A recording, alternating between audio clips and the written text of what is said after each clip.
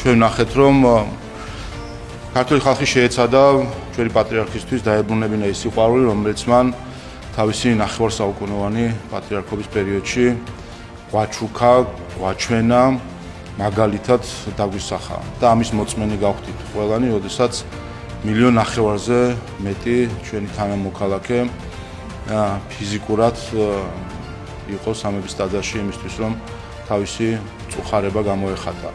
ეს იყო მართლაც მომენტი, როდესაც თელიერი იყო ერთიანი ამ წუხარებაში და გარკვეულწილად ყველა ვცდილობდით, რომ ჩვენი უმცირესი გაგვეკეთებინა იმისთვის, რომ ის სიყვარული, რომელსაც ჩვენ ვცნობდით პატრიარქის მხრიდან, ეს სიყვარული საპასუხო ჩვენი მხრიდან გვეჩვენებინა. დღეს ჩვენ საქართველოში გვყავს პროტესტში მყოფი ადამიანების ჯგუფი, რომელსაც დიახ, წაართვეს ქართველობა, იმიტომ რომ საქართველოს ისტორიაში ერთ-ერთ ყველაზე მძიმე დღეებში მათ არათუ წუხარების სიტყვები ვერ გამონახეს. პირიქით, ეს დღეები გამოიყენეს კვლავ ჩვენი ქვეყნის, ერის, ეკლესიის, ლანძღვისთვის, დაკნინებისთვის, სხვების დიდებისთვის და საკუთარის დაკნინებისთვის. ჩვენ ნახეთ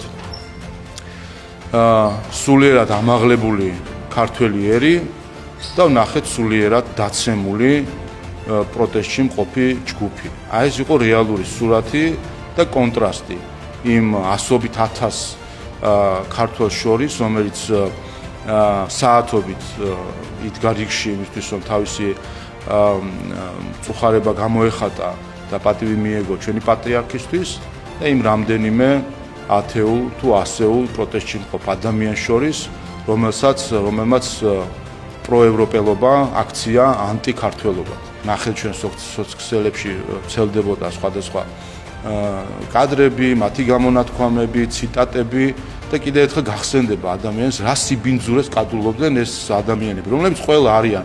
ზოგი არის რაღაც სხვადასხვა ევროპული პრიზის ლაურეატი, ბატონი გვარამია საერთაშორისო ჟურნალისტიკის გამორჩეული პრიზებით დაჯილდოებული ადამიანი და გულში ჩახუტებული მათი მხრიდან, სხვადასხვა NGO-ები, რომლებმაც ვერ გაიმეტეს ერთი სამძიმარიც კი.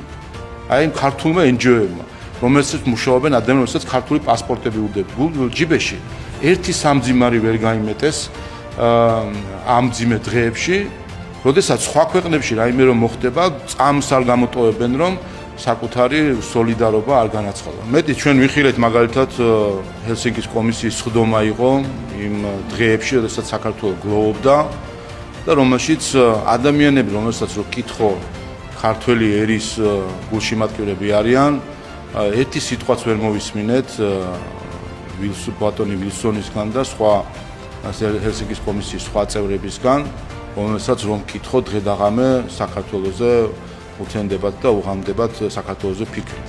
მე მინდა მადლობა გადაუხადო მელჩებს, რომლებიც იმყოფებოდნენ სამების ტაძარში, როგორც გლოვის დღეებში, ისე გასვენების დღეს და გამოხატეს საკუთარი მწუხარება ამ დანაკარგთან დაკავშირებით.